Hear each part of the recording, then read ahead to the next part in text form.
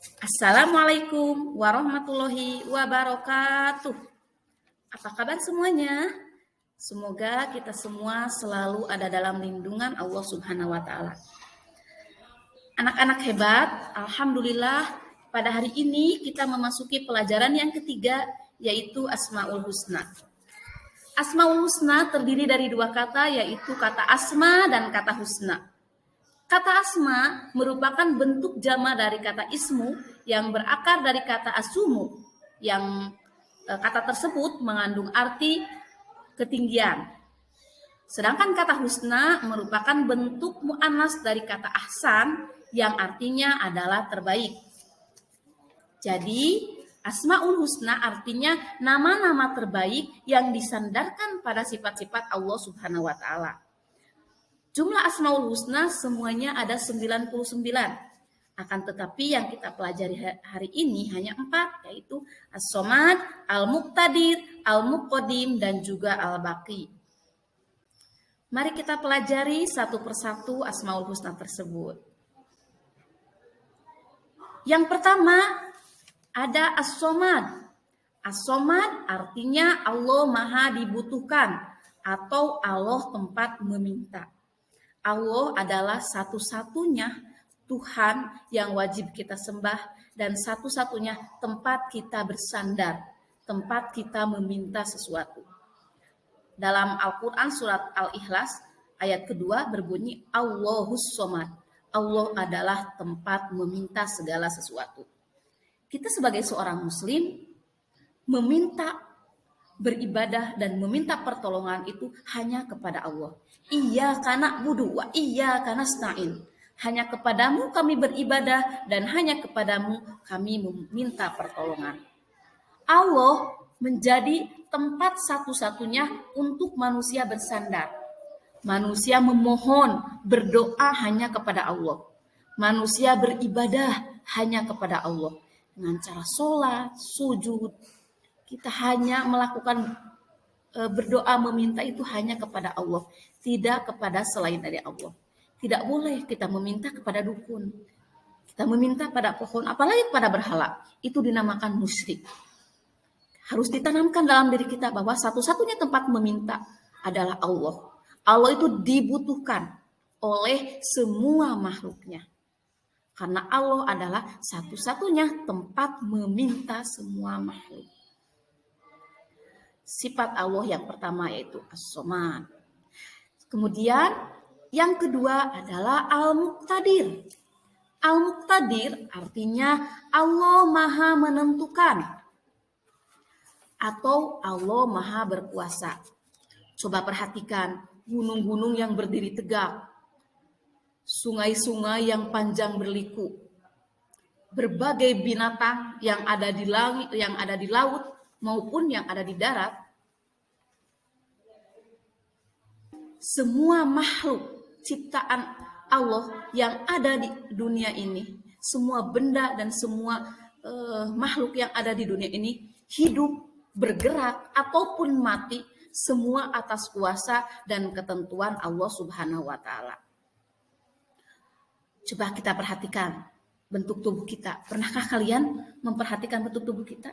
Manusia itu diciptakan Allah yang sangat sempurna di antara makhluk-makhluk yang lainnya. Kita bisa menghirup udara segar. Itu Allah yang berkuasa memberikan kita udara. Allah memberikannya secara gratis. Coba bayangkan kalau kita harus membeli udara, berapa ratus juta yang harus kita keluarkan setiap hari. Nah, Allah berkuasa memberikan udara yang segar kepada jutaan bahkan ribuan orang, ribuan umatnya itu. Allah yang menentukan semuanya. Semua yang ada di dunia ini atas ketentuan dan kuasa Allah Subhanahu wa taala. yakni Allah memiliki sifat atau nama Al-Muqtadir, yaitu Maha menentukan atau Maha berkuasa. Yang ketiga adalah Al-Muqaddim, artinya Allah Maha mendahulukan. Coba perhatikan rumah megah. Ada rumah megah di sini. Siapa yang membuat? Apakah rumah ini ada kalau tidak ada yang membuat? Tidak mungkin ya. Rumah ini ada karena ada tukang bangunan. Pertanyaannya, rumah dan tukang bangunan siapa yang duluan ada? Rumah atau tukang bangunan kah? Tentunya jawabannya adalah tukang bangunan dulu ada, baru ada yang dibuatnya atau baru ada karyanya, yaitu bangunan yang indah, yang megah, rumah yang indah ini. Artinya yang membuat itu lebih dahulu daripada yang dibuat. Coba perhatikan juga contoh yang kedua, ada kursi dan juga ada meja. Apakah kursi ini ada jika tidak ada yang membuatnya? Apakah tiba-tiba ada tanpa ada yang membuatnya? Tidak. Tentunya ada tukang kayu yang membuat meja dan kursi ini. Siapa yang duluan ada? Meja dan kursi ataukah tukang kayu? Tentunya tukang kayu dulu ada, tukang kayu dulu hadir, baru tukang kayu membuat meja dari kayu, terciptalah, terbentuklah meja dan kursi. Yang ketiga, kita setiap hari memakai baju, memakai kerudung, memakai pakaian. Tentu ada yang membuatnya. Siapa ya? Itu tukang jahit. Tukang jahit dulu atau baju dulu yang ada? Baju tiba-tiba ada tanpa ada yang menjahit? Tidak mungkin. Pasti ada yang membuat. Tukang jahit dulu yang ada. Tukang jahit dulu hadir, baru menghasilkan sebuah karya, yaitu baju yang kita pakai sehari-hari. Begitupun Allah. Allah maha mendahulukan. Allah mendahulukan atas apa yang diciptakannya. Allah menciptakan manusia, menciptakan langit, menciptakan gunung, menciptakan laut, menciptakan hewan, dan menciptakan semua yang ada di dunia ini. Siapakah yang ada duluan? Pasti Allah. Pasti maha pencipta dulu, Allah dulu hadir, baru ciptaannya. Adanya ciptaannya, adanya bumi, laut, dan seluruh alam semesta adalah bukti adanya Allah Subhanahu wa Ta'ala. Itu menandakan bahwa Allah mempunyai sifat al-muqaddim, yaitu maha mendahulukan. Yang keempat, ada al-baqi. Al-baqi artinya Allah maha kekal. Kekal abadi selamanya. Berbeda dengan halnya dengan ciptaannya atau makhluk. Gunung, meskipun gunung gagah berdiri tegak, tetapi suatu saat gunung bisa meletus.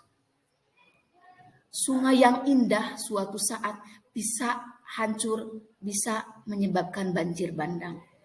Artinya ciptaan manusia tidak ada yang abadi, tidak ada yang kekal. Semuanya bisa rusak atau bisa punah. Adanya manusia, coba lihat manusia. Manusia pun makhluk yang paling sempurna diciptakan Allah. Sekalipun paling sempurna makhluk ciptaan Allah, tidak kekal. Buktinya apa? Buktinya manusia dari mulai bayi, berkembang jadi anak-anak, jadi ABG dewasa, sampai akhirnya meninggal. Artinya manusia pun tidak kekal. Hal ini semua menandakan bahwa segala sesuatu yang ada di muka bumi ini, segala makhluk ciptaan Allah itu tidak kekal atau akan rusak. Sedangkan Allah Subhanahu wa Ta'ala, Allah Azza wa Jalla adalah Allah yang maha kekal. Allah mempunyai sifat al-baqi, selamanya akan kekal. Sekian penjelasan tentang Asmaul Husna. Terima kasih. Wassalamualaikum warahmatullahi wabarakatuh.